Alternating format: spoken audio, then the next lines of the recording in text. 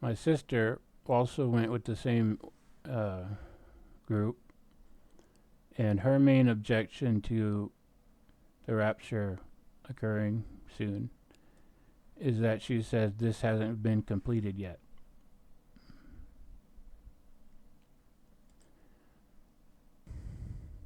I know that this can't, whatever the status of this is, God knows, and I don't know really. And He can complete this in a matter of a week, I do believe. He can do great things. Anyway, that's one little minor point. I'm going to show you a few pictures. These are some of the people. I did get to go on an exploratory trip into China for 3 weeks into this area.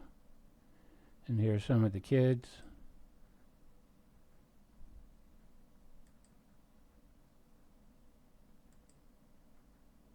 He looks a little suspicious.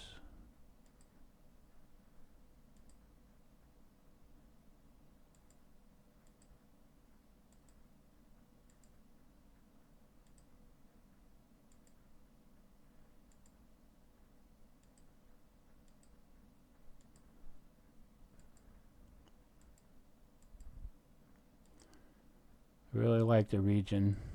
I climbed up on some of the mountains around there.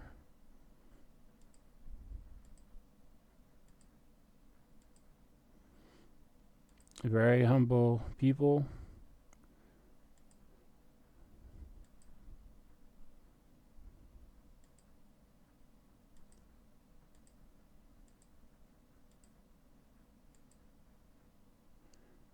This is 2004. By now, these would be grown-ups.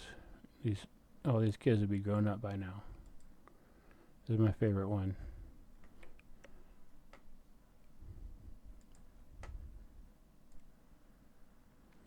Here's some guys from the city.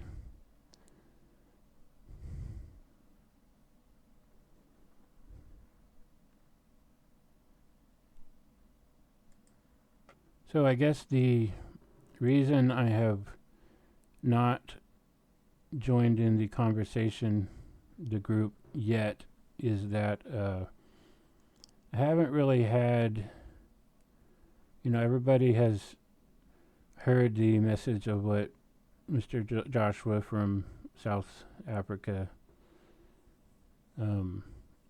his testimony of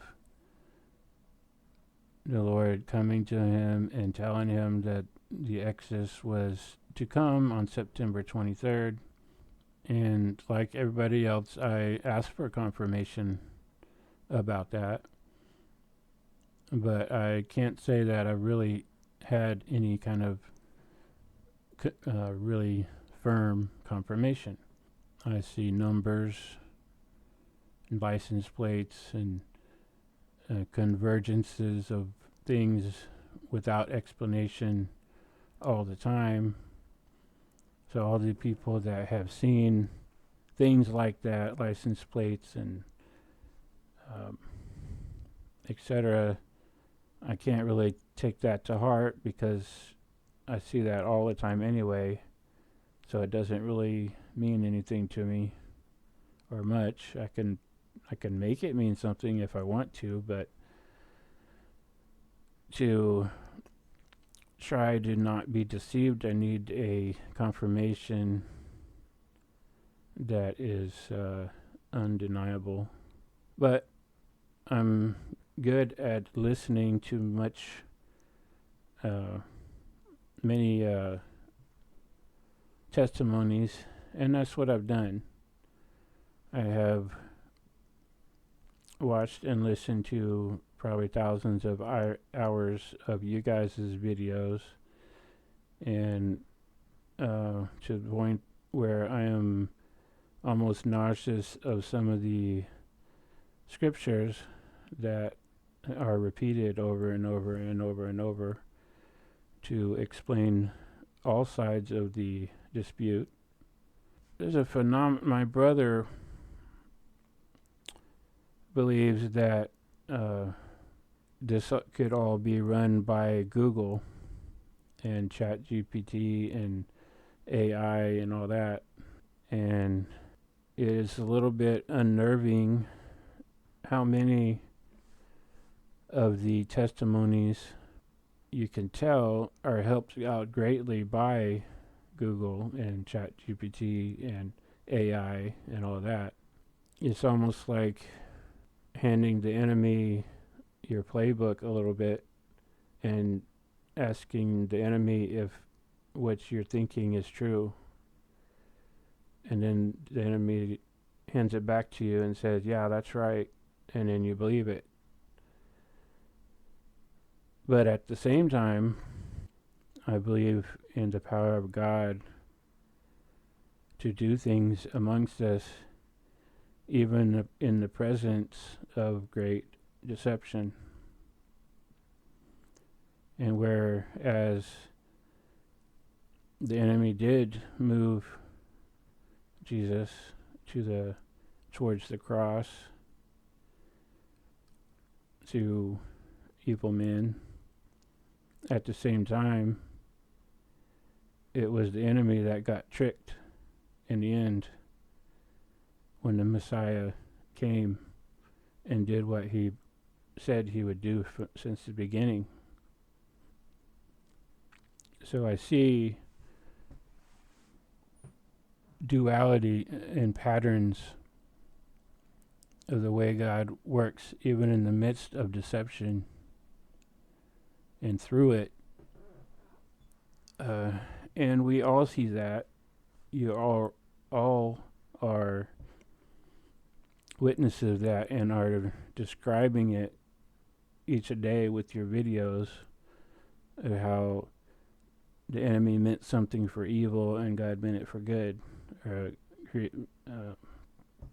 At the same time, the whole scripture is story after story after story of men failing and doing the wrong thing, and God doesn't work around it, he works through it and flips the whole script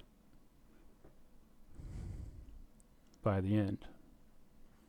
So I'm watching because I love to see the way God does things. My passion is to understand how things work, to understand how the Great Shepherd is leading us.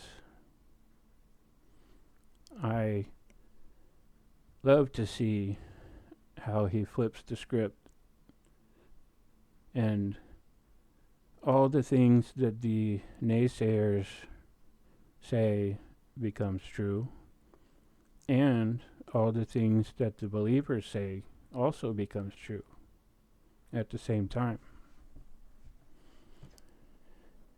And many of the things that I have thought about through the last 4 or 5 months, y'all are coming to and talking about even now. And there's a few things that I haven't heard anybody mention yet. And if I'm able to, I'd like to bring up a few of those things in future videos. Thank you.